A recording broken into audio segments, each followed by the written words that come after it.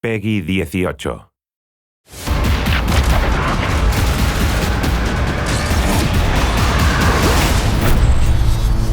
We are so excited for fans to get their hands on the first DLC of the season. We've been listening to your feedback, and we have so much more to come. We've got 4 intense maps and a brand new zombie experience.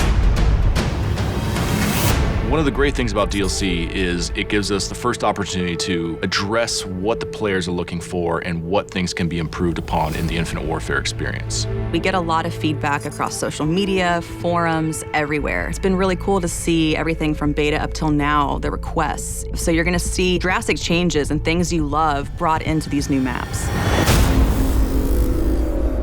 Noir is a dark, grimy, moody Brooklyn from the distant future. On one side, you spawn under the Brooklyn Bridge, which is kind of gritty. And then the exact opposite side of the map, it's a little bit nicer. There's cafes and parks. And then in the middle is just a war zone. Neon is a virtual training simulator for urban warfare.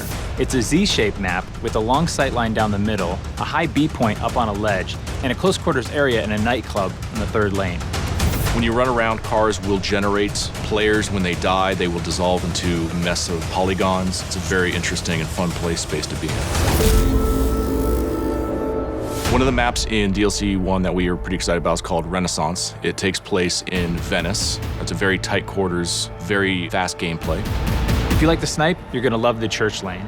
If you like to run and gun with your shotgun or your SMG, you're gonna love skating through the interiors and engaging players. And if you're a mobile mid-ranger, you're gonna love taking your assault rifle onto the streets. Another map we have is called Dominion, and it's a Modern Warfare 2 remake of the classic map Afghan. This time it takes place on Mars. Afghan is such a revered map, not just amongst the fans, but also among everybody at Infinity Ward. It has a lot of different identifiable landmarks that everybody can remember: the crashed ship, the AA guns on the hill. And we knew it was kind of an easy transition over to Infinite Warfare's theater of war. And players can now boost jump up to the lookout and counter snipers with close range engagements.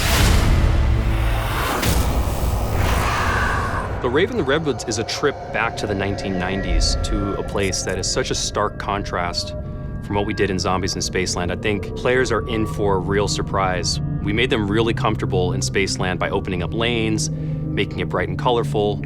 This is really a horror film brought to life in a video game form. It's going to blow people's minds. After getting sucked out of Zombies in Spaceland, our 4 characters appear in a cabin. They wake up kind of groggy. They kind of realize that they're maybe in the 90s now. As you explore outside of the cabin, you find out that you're actually in an abandoned camp that's been kind of taken over by a few hundred raver kids that are throwing an all-night rave party in the middle of the woods. The level has this dark, foreboding, kind of spooky vibe, and then the world comes alive.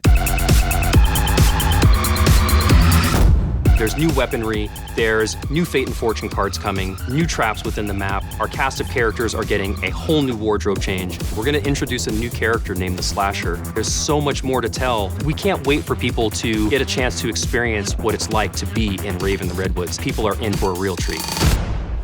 All of the devs here at Infinity Ward cannot wait for our fans to get their hands on the new content. The weapons, the quests, there's so much going into it. Fans are going to be super excited. Call of Duty Infinite Warfare DLC 1 pack will be available January 31st, first on PS4.